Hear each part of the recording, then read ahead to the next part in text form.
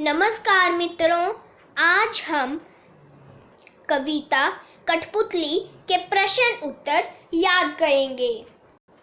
पहला प्रश्न, कविता से कठपुतली को गुस्सा क्यों आया?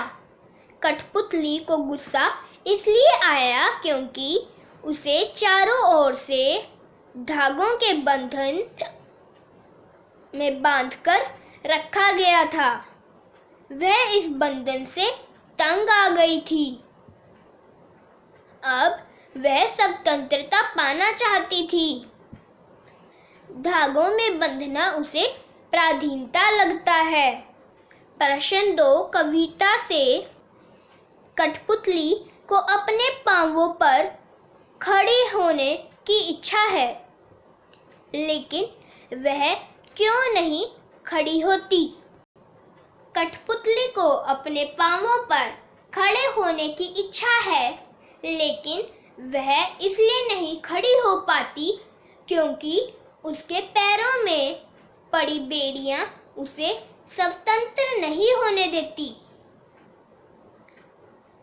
उसमें खुद खड़े होने की शक्ति नहीं है। अभी तक वह दूसरों के इशारों पर चलती आई है। उसे ऐसा लगता है कि कहीं उसका उठाया गया कदम सबको मुश्किल में न डाल दे। प्रश्न 3, कविता से पहली कठपुतली की बात दूसरी कठपुतलियों को क्यों अच्छी लगी? पहली कठपुतली की बात दूसरी कठपुतलियों को इसलिए अच्छी लगी क्योंकि वह भी स्वतंत्र होना चाहती थी। वह धागे में बंधकर नहीं रहना चाहती थी। वह अपनी इच्छा के अनुसार चलना चाहती थी।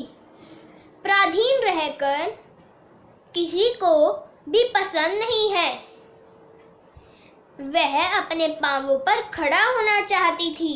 प्रश्न 4, पहली कठपुतली ने स्वयं कहा कि ये धागे क्यों हैं मेरे पीछे आगे, इन्हें तोड़ दो, मुझे मेरे पांवों पर छोड़ दो।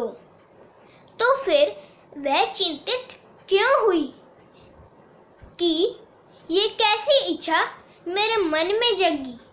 नीचे दिए वाक्यों की सहायता से अपने विचार व्यक्त कीजिए। उसे दूसरी कठपुतलियों की जिम्मेदारी महसूस होने लगी।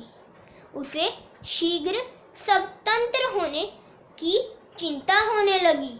वह स्वतंत्रता की इच्छा को साकार करने और स्वतंत्रता को हमेशा बनाए रखने के उपाय सोचने लगी। वह डर गई क्योंकि उसकी उम्र कम थी। पहली कठपुतली गुलामी का जीवन जीते जीते दुखी हो गई थी। इन सब वाक्यों की सहायता से हम यह कहना चाहते हैं कि बोलने में और करने में बहुत अंतर होता है। पहली कठपुतली ने स्वतंत्र होने की इच्छा तो प्रकट कर दी, पर फिर उसे चिंता होने लगी कि वह किस प्रकार स्वतंत्र हो पाएगी। अभी उसकी उम्र कम थी, अर्थात अभी उसे दूसरों की जरूरत थी।